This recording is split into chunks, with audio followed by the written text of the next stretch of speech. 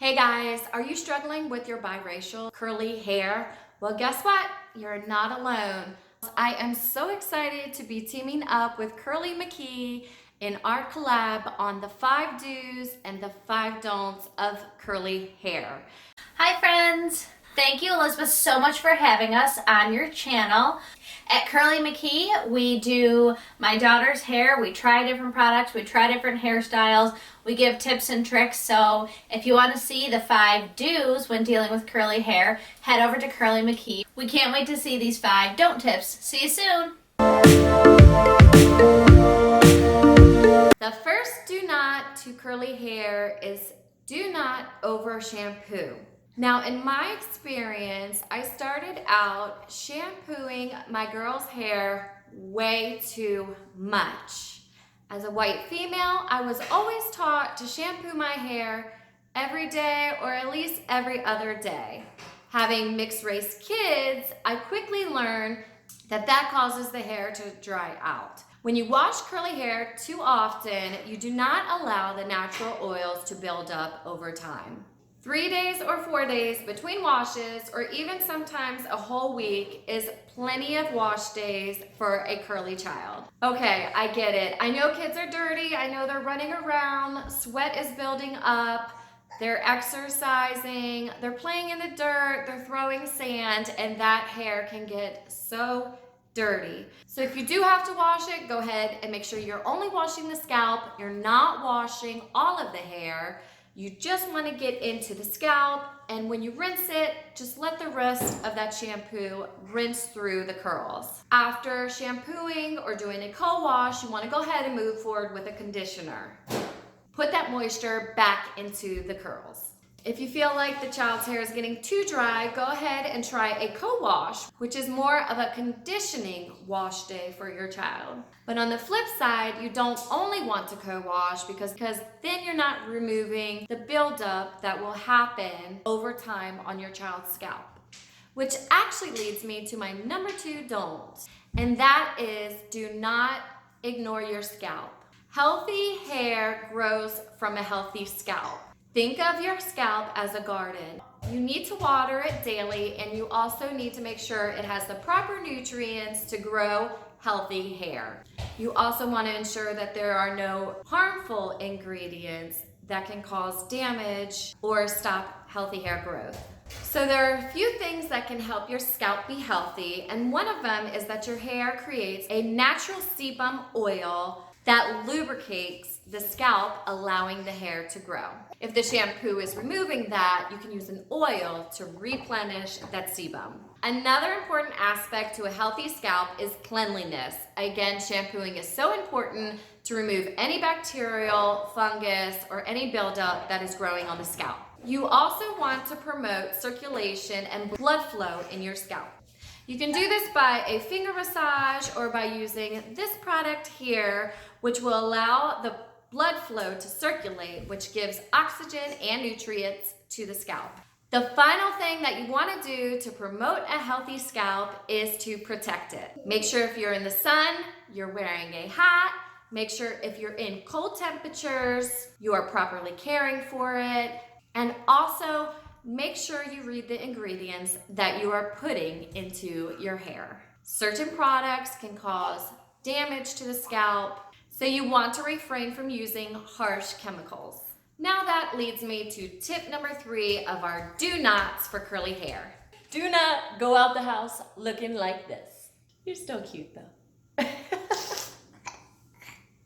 So tip number 3 for do not is do not ignore the ingredients that you are putting in your child's hair. Now, I know we want the best for our children, the healthiest foods, the healthiest environment, the safest brands of toothpaste, but something that you might not be thinking about is what are the ingredients in your child's hair care products.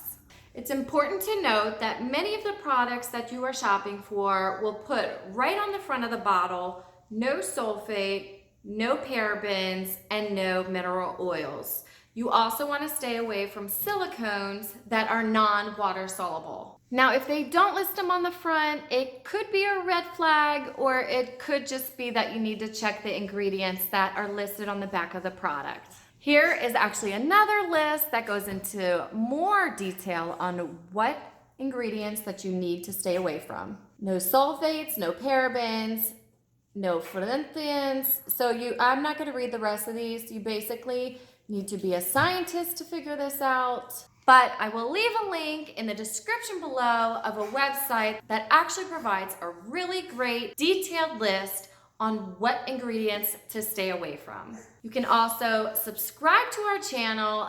That way you can watch the videos that we create and put out what products are safe and what products to stay away from. So here is an example of a product that looks really curly girl friendly. However, it doesn't list on the front, no this, no that, no this, no that. So let's check the ingredients on the back. So one of the ingredients here is triethylamine. That is an ingredient you need to stay away from. Another ingredient is dimethicone. You need to avoid this. So that's 2 out of the several ingredients that are listed on this product. So I'm just gonna go ahead and avoid it. So why do we want to avoid sulfates? Well, a sulfate is found in most household cleaning products. Do you want to put an ingredient that cleanses and disinfects your house on your child's scalp? I think probably not. So let's avoid all the products with sulfates. Silicone is an ingredient that is thrown around quite a lot in the curly hair community. Some people prefer silicones because it gives you a great, amazing slip, which means the tangles just come out so much easier. But there are others that feel that you need to avoid this ingredient. Me, for myself and my children, I choose to avoid it, but it's completely up to you on what you put in your child's hair. So if you do choose to use silicones, I would advise you to make sure that you use one that is water soluble. Silicones that are not water soluble will continue to build up over time, not allowing any other nutritious products to be taken in by those hair strands. It will block them out. I also want to mention that proteins are great for your hair, but just like eating or a diet, anything of too much is not good for your hair. So now that we've gone through all of the products that are good, bad, please make sure you check out the list below. That will give you further details on what is good and what you should not be using in your child's curly hair. My 4th do not to curly hair is do not use your standard regular bath towel to dry your hair. After you have put in all the effort to wash, condition, and get those curls looking great, can be one of the worst things that you can do for your child's curls. A standard towel will cause frizz, dryness, and damage to your child's mixed race hair. Instead, you want to use a t-shirt towel. They sell these on Amazon. I'll put a link in the description below. Or just grab a plain old t-shirt and use that on your child's hair. Now, when you do dry your child's hair, you only just want to blot the hair. You don't actually want to shake it out and put in more tangles and do things that you may do with your own hair to your child's hair. His or her hair is so much different than your hair. It tangles, it gets more damage, and it frizzes. When your child's hair is wet, it is most prone to damage. And when you are drying it with a typical towel, that will cause frizz and increase the risk of breakage in your child's hair. So you need to use something that is the softest as possible, and that is a t-shirt towel. Tip number 5 to curly hair is to not pull those ponytails and those styles in too tightly. Doing this over time is going to cause the hair to break. Even one ponytail, if it's tied too tightly, you will see the edges or the baby hairs of your child breaking. Now, the ponytails in looser, you can use satin ponytails, which will reduce the amount of breakage. So another thing that causes breakage is hairstyles. So that leads me to our number 5 do not, which is do not pull on the hair too tightly. Although protective styles are great, pulling the hair over time is going to cause breakage. If you're going to do a ponytail style, either use these satin ponytails or just don't tie the ponytails too tightly. Also, when you're removing the styles, use scissors to cut out those little rubber bands so that you're not causing extra damage when you're removing them. Another tip when styling is to use some kind of oil, definitely a leave-in conditioner that you can put in and protect the strands while you're manipulating the hair. You also want to change up your hairstyles pretty often. Maybe one day you pull it back in a ponytail, maybe on day 4 you wear it in a protective style, maybe the next week you put it in pigtails. Continuously rotating the styles that you put in your child's hair are allowing the strands in different parts of the head to take a rest when they're being pulled in different directions at different times. If you consistently put the hair in the same style over time, you are always pulling on those same strands, which is going to cause damage.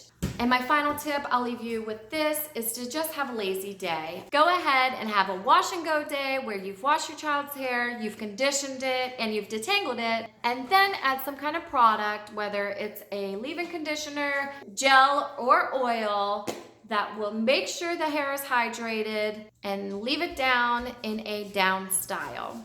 Overall, I know I said I'll only leave you with 5 do nots, but a final thing I want to say is do not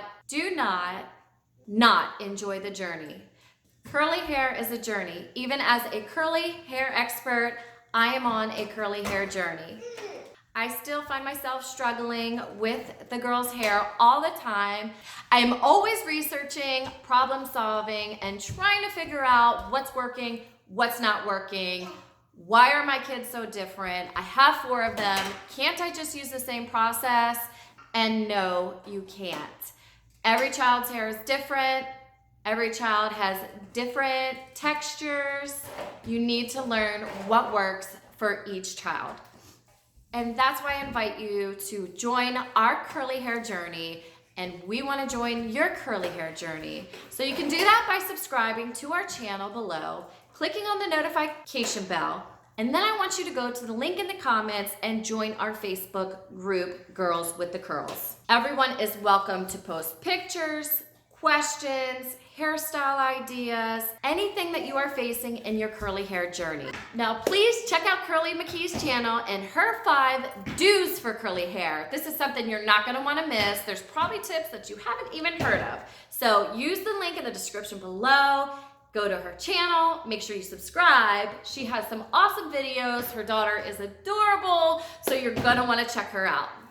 Thank you guys so much for watching. I love you. I'll be showing this cute hairstyle in next Thursday's video, so make sure you subscribe. That way you'll be notified as soon as it comes out. Love you guys, and I'll see you in the next video.